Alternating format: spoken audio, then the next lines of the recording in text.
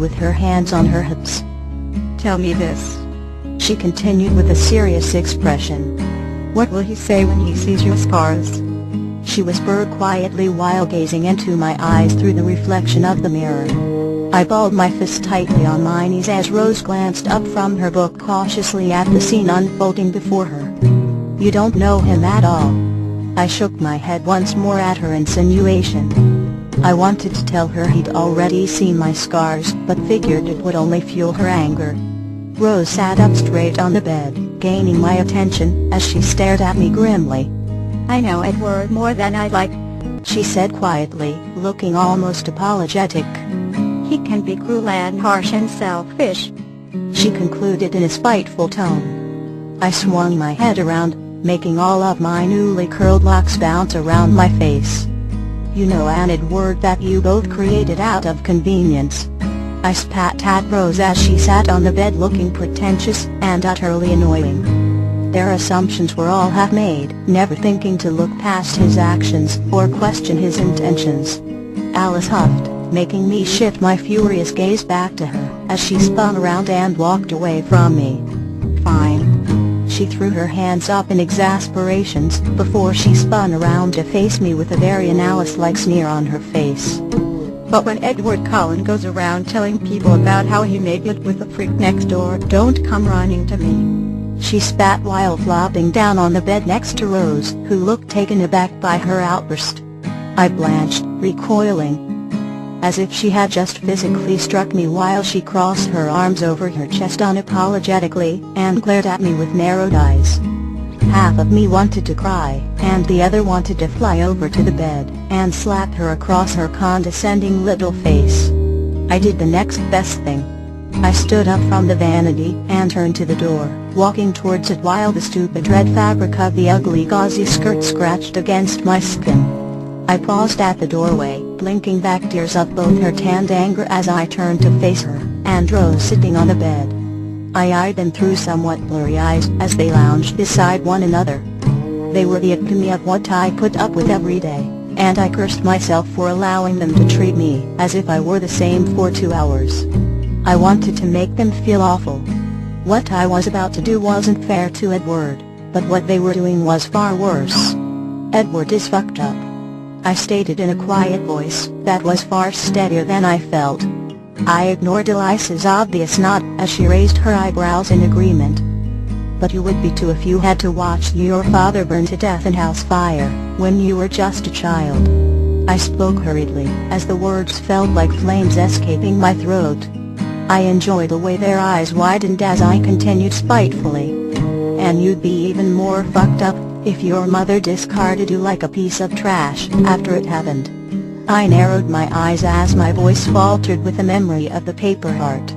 Elisa's arm slowly fell from her chest to her sides as she and Rose stared at me with shocked expressions.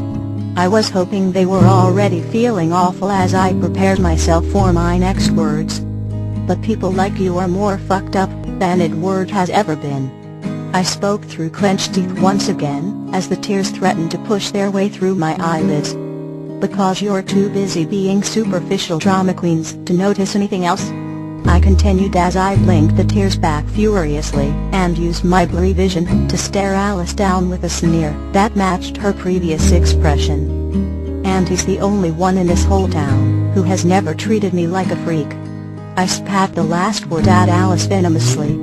I didn't wait for the reaction I had intended as I spun around and stormed out of the room. Because as soon as that word had left my mouth, I knew there was only one person who could erase its bitter aftertaste.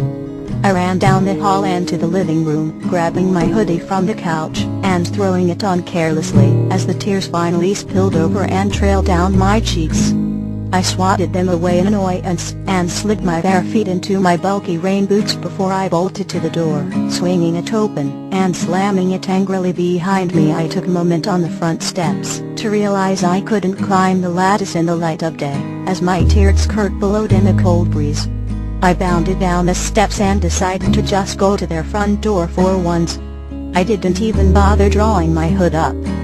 All of my curls blew away from my face as I ran across the yard to the Cullen house, sloshing and stumbling my way through the remnant puddles in the grass, while the cold wind whipped at my hair, and made my damp face and bare legs sting with cold. I hastily jumped up the steps to their large white door, using a tight fist to bang on it loudly while still trying to force the bitter tears away from my eyes.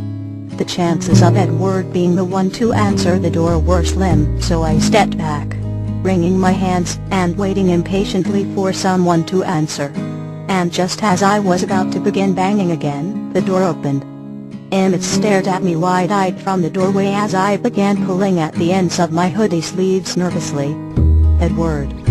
I choked, hoping no more explanation was needed as anxiety was added to my already growing list of overwhelming emotions.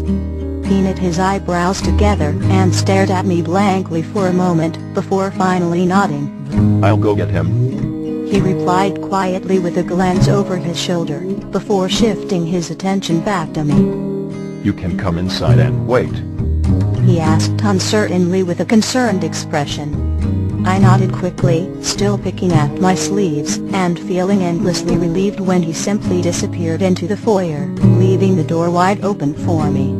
I waited a moment before stepping into the doorway, not hesitating to quietly shut the door behind me and walk forward into the foyer. The Cullen house was quiet as I stood just short of the entryway to the large, bright living room and pulled at my sleeves while waiting anxiously for Edward.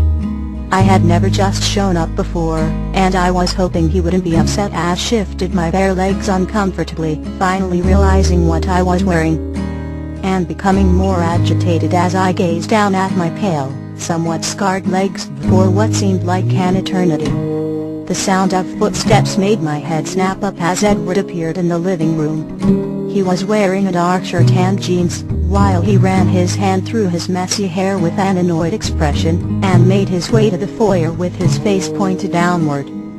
When his green eyes finally met mine, they widened and he froze just short of the foyer.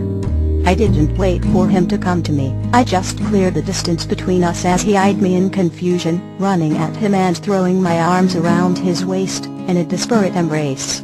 I plunged my face into his chest and breathed in deeply while I squeezed him.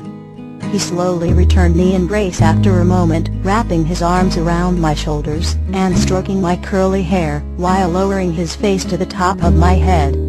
He breathed in deeply, much like I was doing as I squeezed his waist and clenched my eyes closed tightly. "What happened?" he whispered into my hair worriedly while softly caressing the curls flowing down my back. I shook my head against him as the memory of the argument made the tears spill over once more. One lone sob escaped me before I could gain control, squeezing him tighter and willing his presence to ease the bitterness that awful word poisoned me with. He didn't ask any more questions, just stood in the foyer and held me while I cried silently into his chest for 10 minutes straight. I kept gulping in his scent greedily, allowing his caresses to soothe me completely before we heard a soft knock on the front door behind us. He lifted his face from my hair as the door opened behind me, but I didn't let go of his waist as I nuzzled the warmth of his firm chest softly. He snorted as he gazed over my head at whoever was standing in the open doorway. "I should have fucking known you two had something to do with this shit," he spoke harshly as he bunched one hand into my curls gingerly. I heard a quiet sigh from behind me as Edward massaged my scalp gently. "Bella." A soft, high-pitched whisper alerted me to Alice.